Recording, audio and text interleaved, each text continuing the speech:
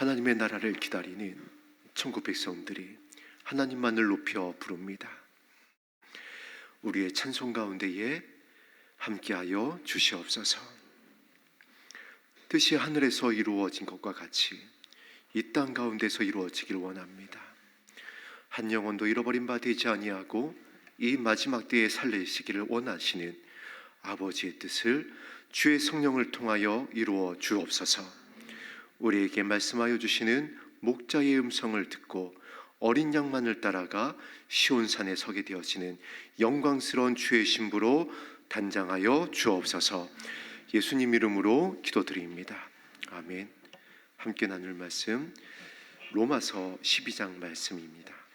로마서 12장 1절에서 2절까지의 말씀 한 목소리로 합독하겠습니다.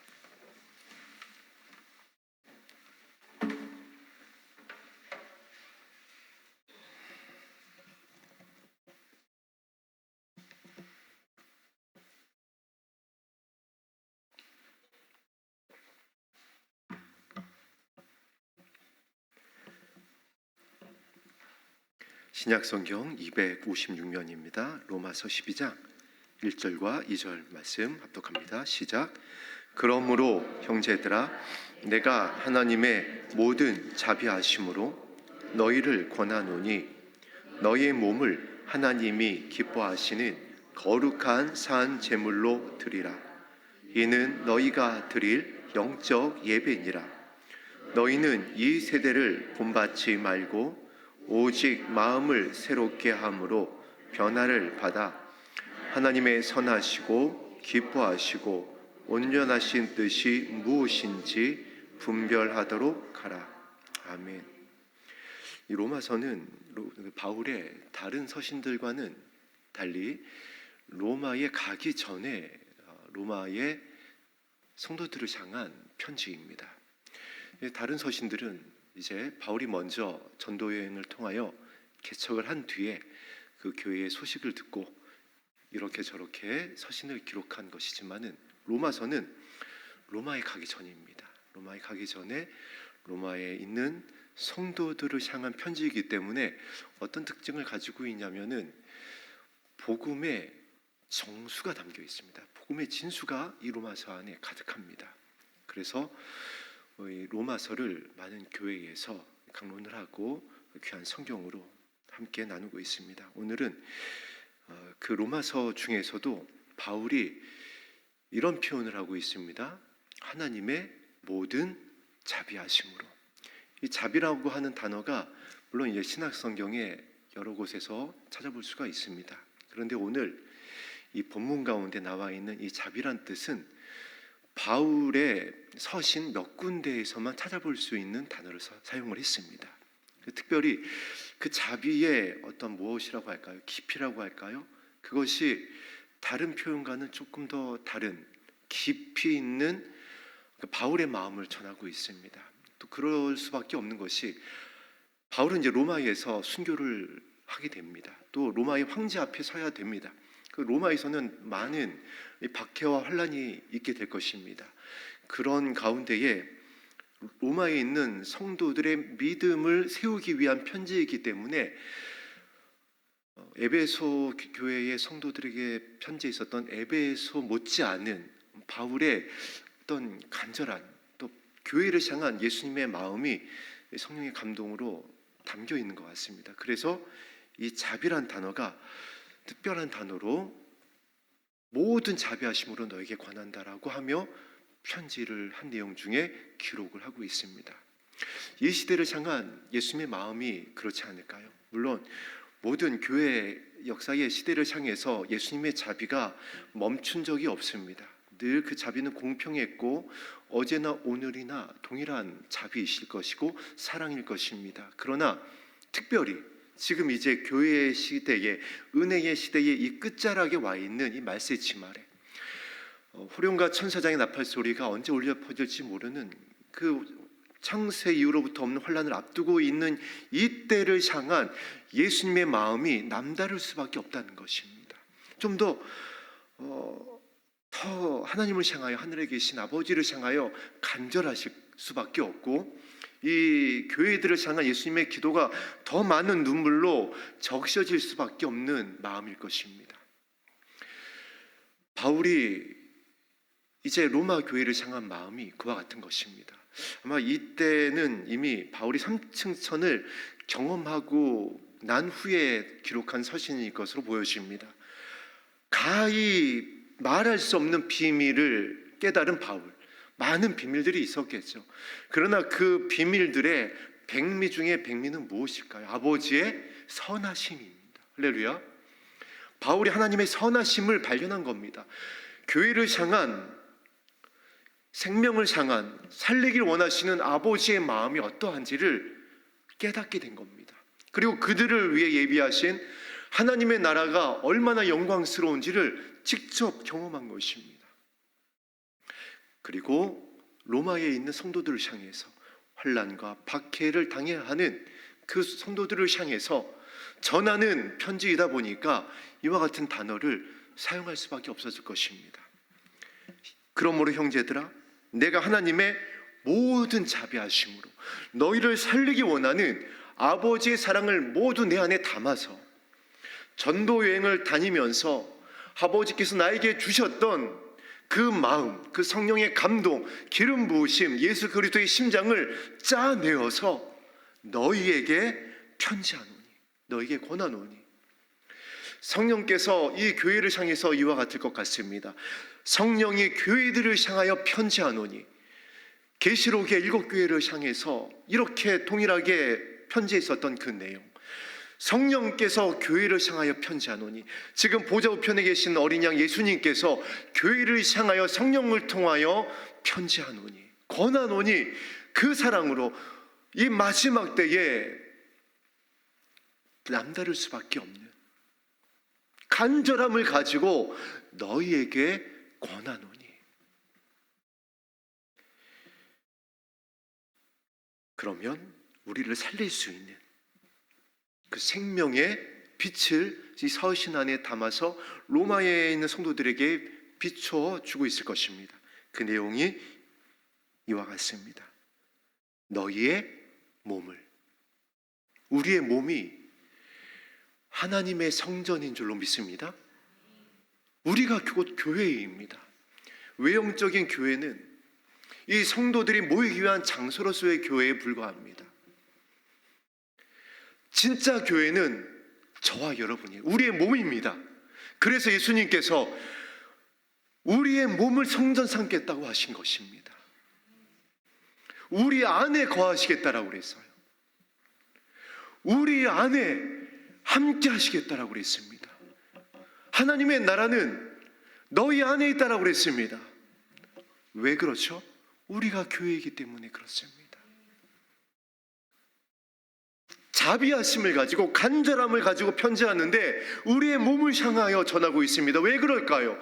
하나님께서 우리의 몸을 만드셨습니다. 우리의 몸을 하나님이 직접 손으로 빚어 만드셨다고요. 저와 여러분을 직접 하나님의 손으로 빚어 만드셨고, 저와 여러분 안에 하나님의 숨을 직접 불어 넣어 주셨습니다. 그것이 우리의 몸이에요. 원래 영생하는 몸이었습니다. 그 몸을 향한 편지를 쓰는 겁니다. 예수님께서 성령을 통하여 바울에게 감동하시고 편지하는 수많은 내용 중에 이 귀한 비밀을 전하고 있는 것입니다. 태초에 하나님께서 우리의 몸을 빚어 만드시는 그 영광스러운, 보시기에 너무나도 아름답고 기쁘시고 좋으셨던 우리의 몸, 하나님의 모양과 형상을 따라 빚으셨던 우리의 몸, 이 몸을 향한 빛을 지금 비춰주고 있습니다. 그리고 그 몸을 어떻게 사용해야 하냐면 하나님이 기뻐하시는, 하나님께서 기뻐하신대요. 아버지께서 기뻐하신답니다. 다른 것을 기뻐하시는 것이 아니라 눈에 보이는 이 교회나 어떤 사역자나 은사자를 기뻐하시는 것이 아니라 하나님께서 가장 기뻐하시는 것은 현상이 아니라 우리의 몸입니다. 왜 그럴까요? 하나님이 만드셨으니까. 하나님의 것입니다. 하나님의 조각입니다. 아들을 십자가에서 내어주시면서까지도 살리기를 원하시는 우리의 몸입니다. 이 몸을 기뻐하신대요. 어떨 때 기뻐하신대요? 거룩한 제물로 드리라. 할렐루야. 우리의 몸을 산 제물로 드리라. 어떠한 의미가 담겨 있을까요? 어떻게 하는 것이 산 제물로 드리는 하나님이 기뻐하시는 우리의 몸일까요? 산 제물은 말 그대로 죽음을 내포하고 있습니다. 죽는 것이에요.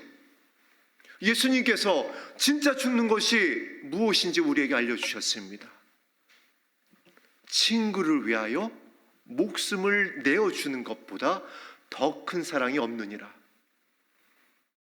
하나님이 기뻐하시는 우리의 몸을 가지고 생명을 살리는 것으로 드리라는 것입니다. 우리의 언어, 우리의 눈빛, 우리의 손길, 우리의 발걸음, 우리의 호흡이 생명을 살리는 것이어야 된다는 거예요. 예수님께서 첫째 아담이 되어주신 이유입니다. 빼앗겼던 것을 다시 살리는 것, 영원히 살리는 것. 그리고 그 살리는 방법은 다른 것이 아니라 내가 죽어야 된다는 것입니다. 산 제물이 되어야 된다는 겁니다. 다 갈기갈기 산 제물이 무엇인가요? 우리 알고 있습니다. 각을 떠야지 됩니다. 다 나눠야 됩니다. 기름을 다 살점을 다 발라내야지 되고, 기름을 받아내야 되고, 피를 뿌려야 됩니다. 그리고 남김없이 태워 올려야 됩니다. 그것을 하나님께서 받으시겠대요. 그것을 화목제물로 받으시겠대요. 그럴 때에 우리의 죄가 사하여집니다. 화평케 되어집니다. 오늘 우리가 찬송하고 기도하는 이 자리가 산 제물이 되어지는 그 은혜의 자리입니다. 바울이 산 제물로, 하나님이 기뻐하시는 산 제물로 드려라. 그런데 그 결과가 무엇이냐? 그렇게 되어지면 우리의 삶이, 우리의 마음이, 우리의 교회가 그렇게 아버지께 향기로운 제물로 올려지게 되어지면 그 결과가 너희가 드릴 영적 예배니라. 새하늘과 새 땅에서 보좌 앞에서 드리게 될 그 영광스러운 예배라는 겁니다. 멸관을 벗어드리며 구원하심이 하나님과 어린 양께 있도다. 구속함을 받은 14만 4천 그 모세의 노래를 부를 수 있는 자들이 드리게 될 진짜 예배다. 영과 진리로 드리는 예배다. 하나님께서 찾으시는 예배다. 화평케 하는 예배다. 우리의 삶이 예배가 되어야 될 줄로 믿습니다. 물론 이 자리에서 우리가 마음을 합하여 드리는 기도, 찬양, 이 예배를 하나님께서 흠량하십니다. 너무나 기뻐하십니다. 귀히 여기십니다. 그래서 교회를 불러 모으신다라고 그랬습니다. 그러나 진짜 예배, 영원한 예배, 살리는 예배, 하나님이 기뻐하시는 예배는요, 나의 삶에서 드리는 겁니다. 나의 몸으로 드리는 거예요. 나의 입술로 드리는 겁니다. 나의 섬김으로, 나의 용서로 드리는 겁니다. 바울이 3층천에서 이것을 발견했어요. 그곳에 와 있었던 믿음의 선조들과 조우했을 거 아니에요. 그들과 함께 대화했을 것입니다. 그 믿음의 선진들과 많은 교제를 나눴을 것입니다. 그들이 내려가서 다시 교회를 향한 복음이 선포되어질 때 무엇을 전해야 된다라고 알려주었을까요? 새 계명 아닐까요? 서로 사랑하라고 하는, 결국 그거 아니에요?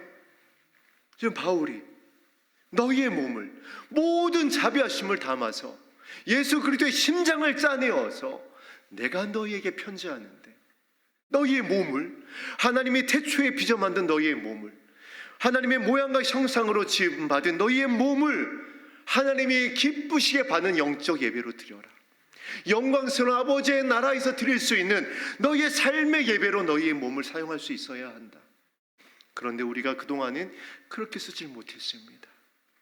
나의 유익을 위해서 썼습니다. 이 땅의 것을 위해서 사용했습니다.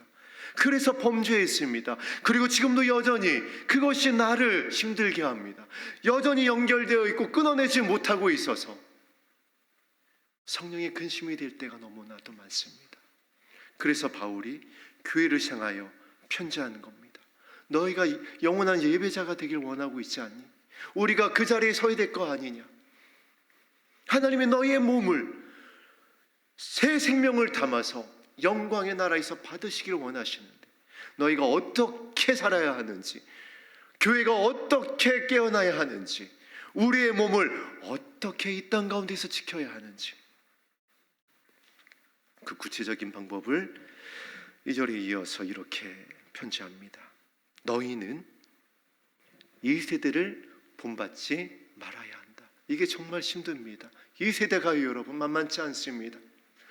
이 세대의 시류가 너무 강합니다. 이 시대와 이 세대와 이 죄악의 광연한 세대 가운데 교회마저 배도하고 사역자들마저 배도하고 있는 이 시대에 예수님이 여기 있다 저기 있다 하고 표적과 이사가 나타나고 미혹되어지는 이 시대에 본받지 않고 예수님의 음성만을 따라서 우리의 마음에 시온의 세로를 새겨서 시온산을 향하여 가는 것이 녹록치 않다고요. 그런데 바울이 그럼에도 불구하고 명확하게 이와 같이 편지합니다. 이 시대를 본받지 말아야 한다. 이 시대를 본받지 않기 위해선 싸워야 합니다. 철과 육에 대한 싸움이 아니라 하늘에 속한 악의 영에 대한 싸움입니다. 이 영에 대한 싸움을 명확하게 하려면 성령의 비추심이 없이는, 성령의 조명하심이 없이는, 성령에서 깨닫게 하여 주심이 없이는 싸울 수가 없어요. 사단은 우리를 다 압니다. 우리의 연약함, 약점, 여러분 저와 여러분의 과거의 범죄함, 감춰있는 것 드러나지 않았지만은 사단이 그거 가져가서 하나님 앞에 끊임없이 찬수하고 있는 내용들을 사단은 너무나도 잘 알고 있습니다.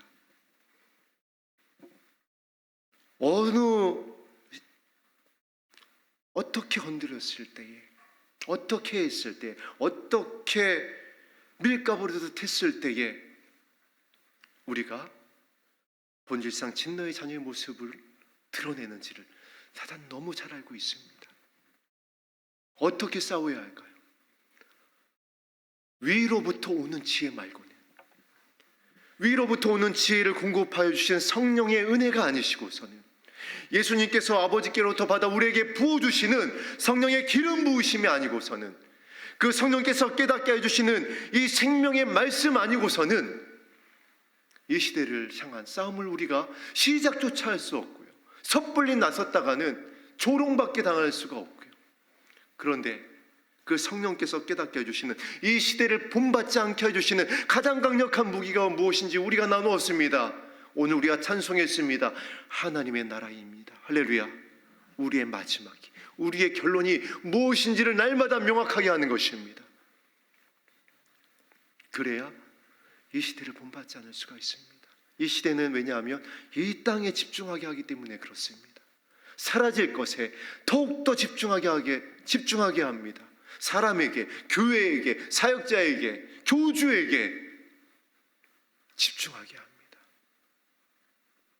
그러나 이 시대를 본받지 않게 하는 바울이 끝까지 믿음의 경주를 하고 생명의 면류관을 향하여 다른박질할 수 있게 하였었던 그 원동력, 하나님의 나라가 저와 여러분에게 성령의 기름 부으신 가운데에 실제하는, 살아있는 하나님의 능력으로 충만케 되어지면 이 시대를 본받지 않을 수 있습니다. 아니, 우습게 여길 수 있습니다. 그래서 바울이 첫 번째, 너희들이 몸을 하나님이 기뻐하시는 거룩한 산 제물로 드려서 너희의 몸이 새하늘과 새 땅에서 변화된 몸으로 예수님의 거룩한 신부로 아버지 앞에 서기 위해서는 이 시대를 본받지 않았으면 좋겠다. 너희는 이 시대를 본받지 말라. 그리고 이제 다시 한번 정말 우리의 전곡을 찌르는 말씀이 이어집니다. 결국 또 무엇이죠? 오직 마음을 새롭게 해라. 이거 어쩔 수 없는 겁니다. 왜냐하면 길과 진리와 생명이 되시는 예수님께로 가는 길은 단 하나예요. 마음입니다. 우리의 마음이 새롭게 되어져야 됩니다. 하나님의 나라로, 아버지의 성품으로, 그 성품으로 회복하게 해주시는 성령의 기름 부으심으로. 다른 길이 없습니다. 다른 방법이 없습니다. 바울도 그것 가지고 사역했고요. 바울도 그것 가지고 믿음의 경주를 했고요. 다른 박질을 했고요. 예수 그리스도의 심장이 되어졌고요. 날마다 죄와 싸워서 십자가에 자신을 못 박아서 생명의 면류관을 받을 수 있었습니다.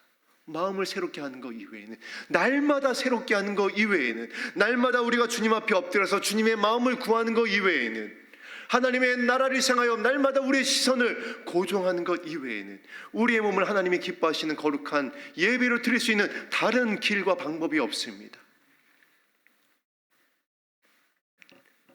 마음을 새롭게 해야 한다. 이 마음이 더럽혀지면, 새롭게 되어진다는 것은 날마다 회복되어진다는 겁니다. 우리가 누구인지, 어디에서부터 와서 무엇 때문에 살며 어디로 가는지, 이 성경이 왜 기록되어져 있는지, 왜 예수님께서 십자가에서 다 이뤘다 하시며 우리가 아직 죄인 되었을 때 우리를 향한 아버지의 사랑을 확증하셨는지, 지금 왜 우리에게 성령의 기름을 부어주시는지, 왜 우리를 이 예산 땅으로 인도하여 주셔서 이곳에 모여서 주의 이름을 부르게 하셨는지, 날마다 우리의 마음을 새롭게 하기를 예수님의 이름으로 축복합니다. 이런 자들을 10월에서 11장에서 이렇게 전하고 있는 겁니다. 세상이 감당할 수 없다. 세상은, 사단은 날마다 이 택한 이 교회를 무너뜨리려고, 가정을 무너뜨리려고 참수하고 울며 이를 갈고 있습니다. 그런데 우리가 날마다 주의 이름을 부르며 하나님의 나라를 사모하며 우리의 마음 가운데 성령의 기름 부으심 예수 그리스도의 온전하고 겸손한 마음을 구하면 사단이 감당할 수가 없는 겁니다. 왜냐하면 우리를 위하여 왕 되신 예수님이 싸워주시기 때문에 그렇습니다. 우리의 몸 안에 예수님이 철장을 가지고 만국을 다스리는 예수님이 우리를 다스리고 있으니까, 우리의 이마 가운데에, 우리의 손 가운데에 예수 그리스도 이름이 새겨져 있고 예수 그리스도의 빛난 검이 들려져 있으니까 사단이 감당할 수가 없는 겁니다. 우리의 믿음의 선조들이 그렇게 싸워서 그 믿음의 자리에 섰고, 저와 여러분들을 향하여 그 길을 따라오라고 바울에게 단단히 당부했을 겁니다. 이것만 가서 전하라고, 그것을 가지고 사역하라고, 그것을 가지고 교회에 편지하라고. 그렇게 되면 결과가 무엇이죠? 변화를 받는데요. 저와 여러분 진짜 안 변하잖아요. 그래서 우리 얘기하잖아요. 사람 변하지 않는다. 왜 변하지 않을까요? 방법이 틀렸으니까. 겉에 휘만 칠하는 겁니다. 그러니까 한꺼풀 벗겨보면 똑같은 겁니다. 방법이 틀리면요, 여러분, 회만 칠하다 보면 이렇게 됩니다. 나중 형편이 그 전의 형편보다 더 형편없어집니다. 더 부패하니까요. 하나님의 나라가 없는 복음, 예수 그리스도의 온유와 겸손이 없는 복음, 능력 모두 다 거치시고 회만 칠하니까, 감추기 위해서 더 두껍게 칠하니까 더 부패하는 겁니다.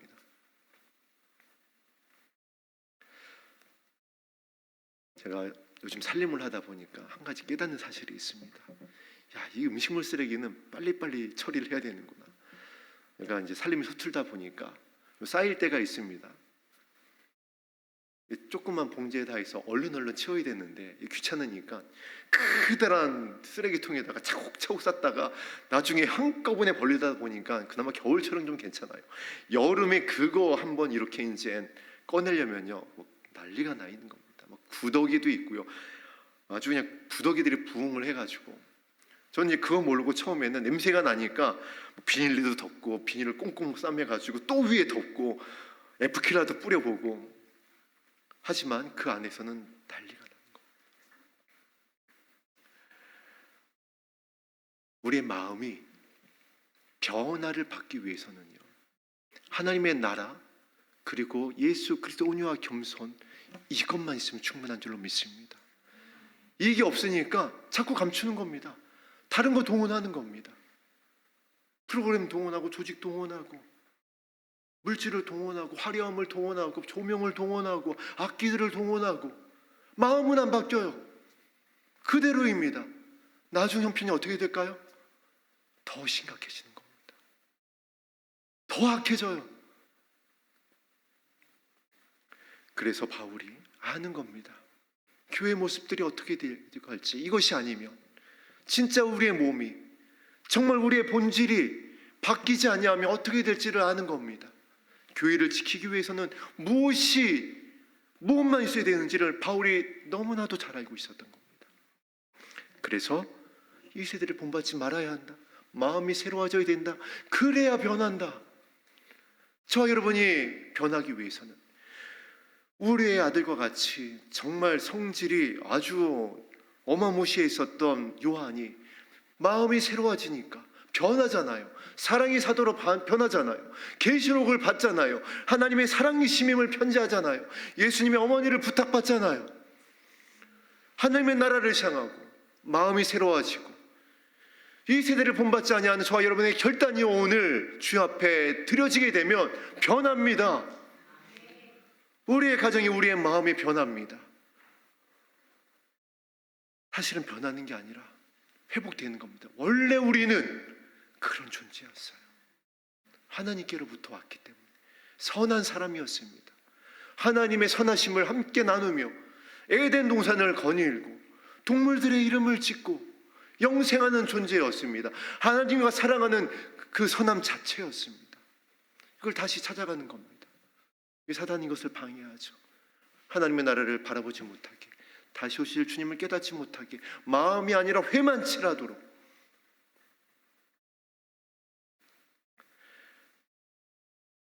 그리고 이렇게 결론을 지어갑니다. 왜 그렇게 해야 되느냐? 그렇게 해야 하나님의 선하심을 알게 된다. 할렐루야. 그래야 아버지의 사랑을 깨닫게 되어진다. 얼마나 우리를 살리고 싶어 하시는지, 지금 보좌 우편에 계신 주님의 눈물이 어떠한 눈물인지, 그래야 하나님의 선하심을 알게 된다. 그렇게 되어질 때 우리가 비로소 이제 용서할 수 있는 겁니다. 긍휼히 바라볼 수 있는 겁니다. 바울과 같이 우리도 나의 가정에 돌아가서 나의 아내와 남편과 자녀들과 나의 친족이 그제서야 자비의 눈으로 바라볼 수가 있게 되는 겁니다. 바울과 같이.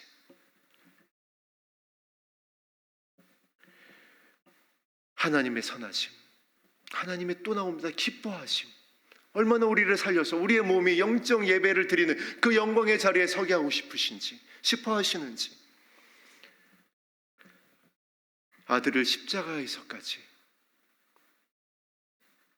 죽이시면서 우리를 살리고자 했던 그 아버지의 마음이 어떠한 선하심인지, 그것이 온전하신 뜻입니다. 완전하신 하나님의 뜻입니다. 변함없는, 태초부터 지금까지 영원한 단 하나의 아버지의 뜻입니다. 마지막 때에 잃어버리지 않고 이 자리에 있는, 인터넷으로 예배드리는 모든 이 성도님들을 살리기 원하시는, 여러분에 속한 권속들을 살리길 원하시는 아버지의 뜻입니다. 이것을 발견해라. 이것을 분별해라. 이것에 집중해라.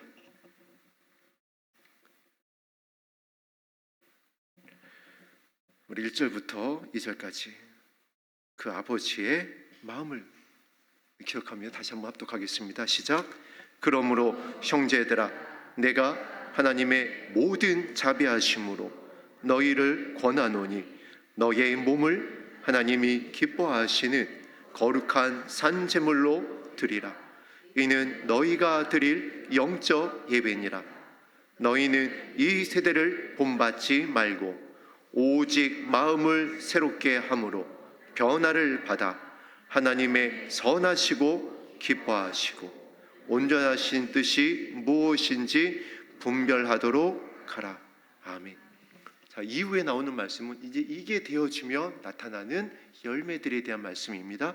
우리 3절부터 13절까지 쭉 합독하겠습니다. 시작.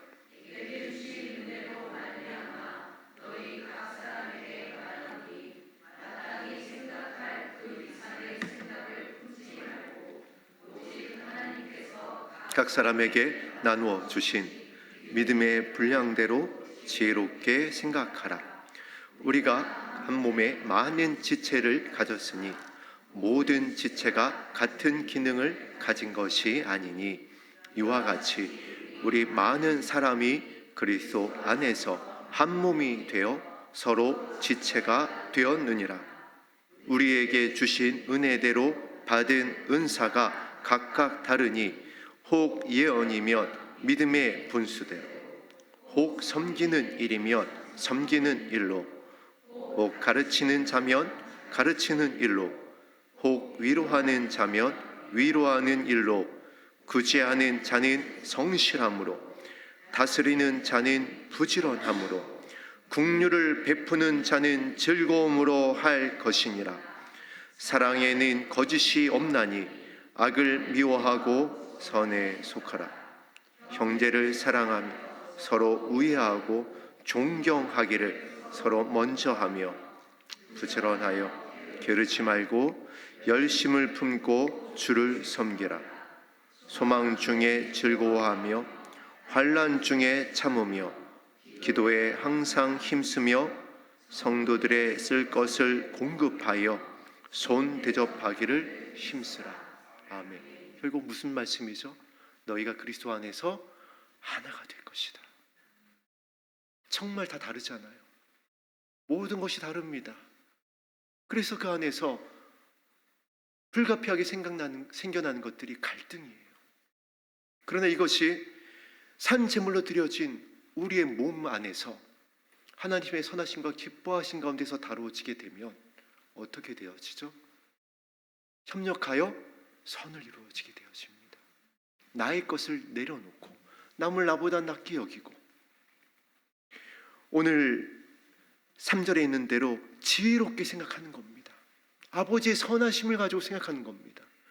생명을 살리는 선택을 하게 되는 겁니다. 나의 것이 아무리 맞아도 오라도 생명을 살리는 것이라고 한다면 내려놓는다라는 것입니다.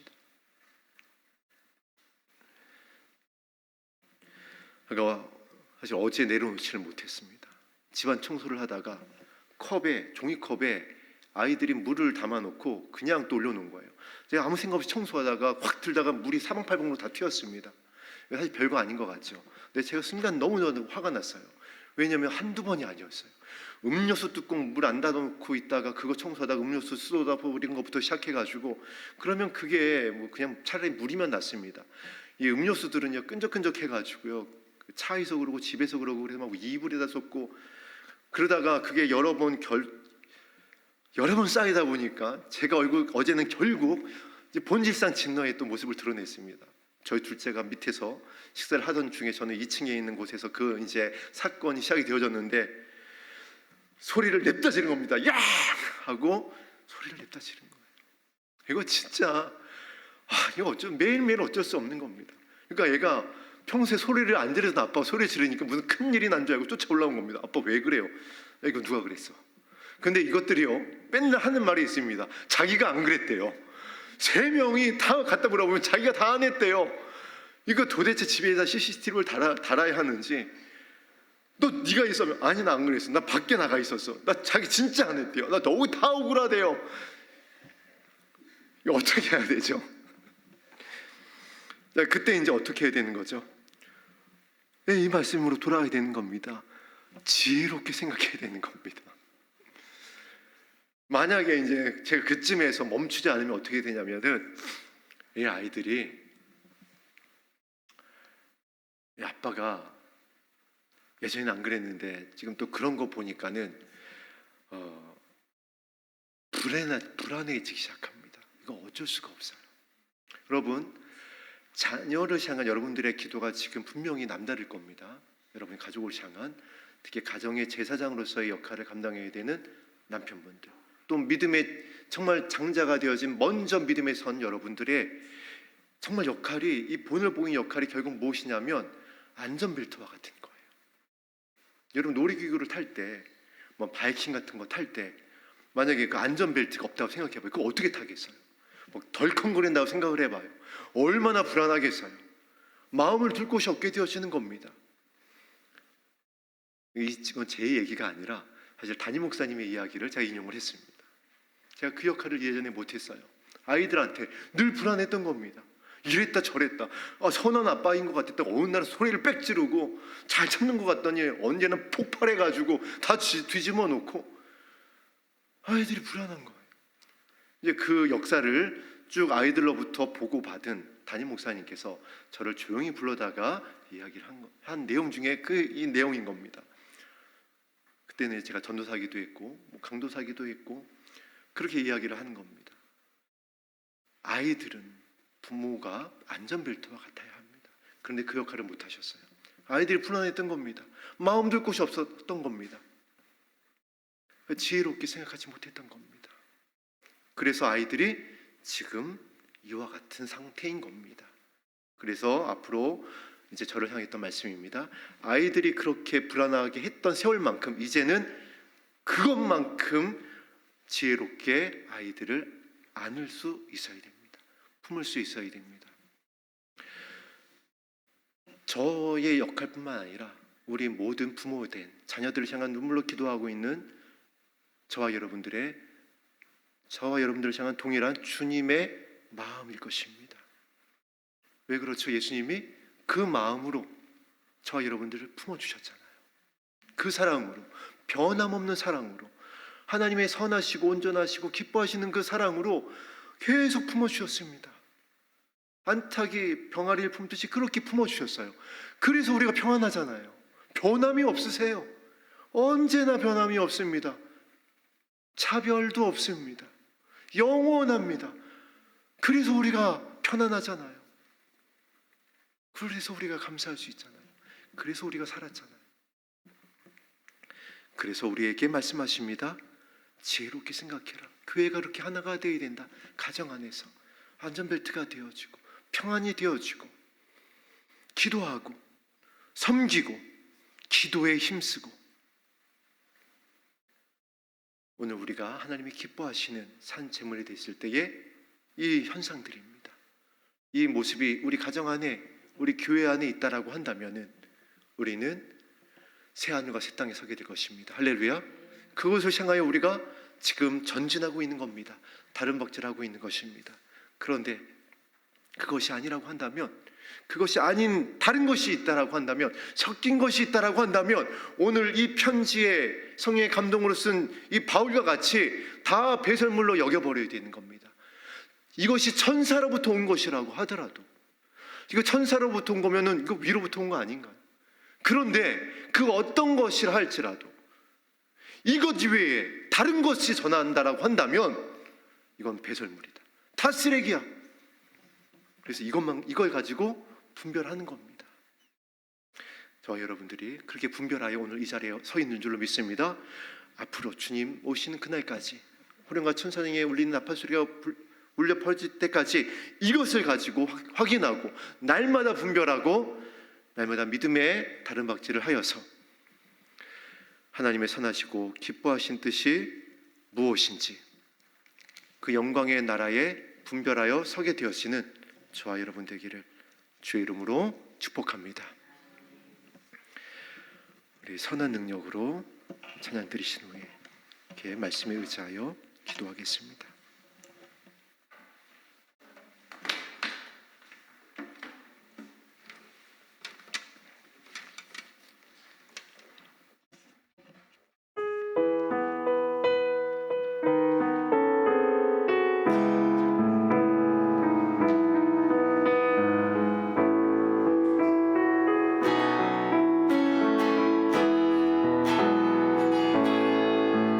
그 선한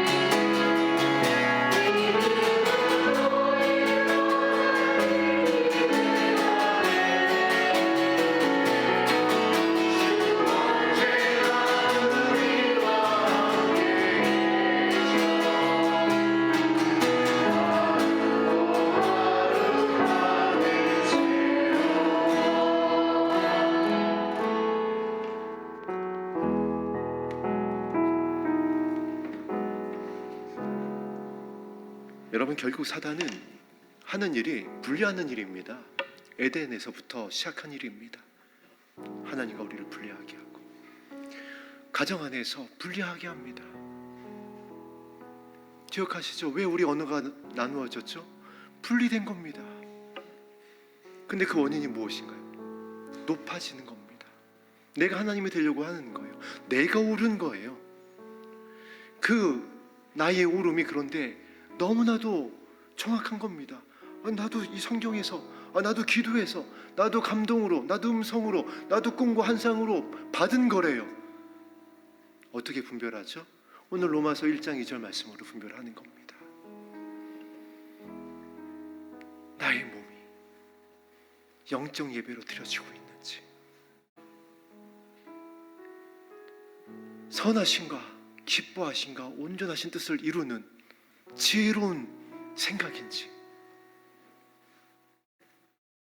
하나가 되게 하고 있는지,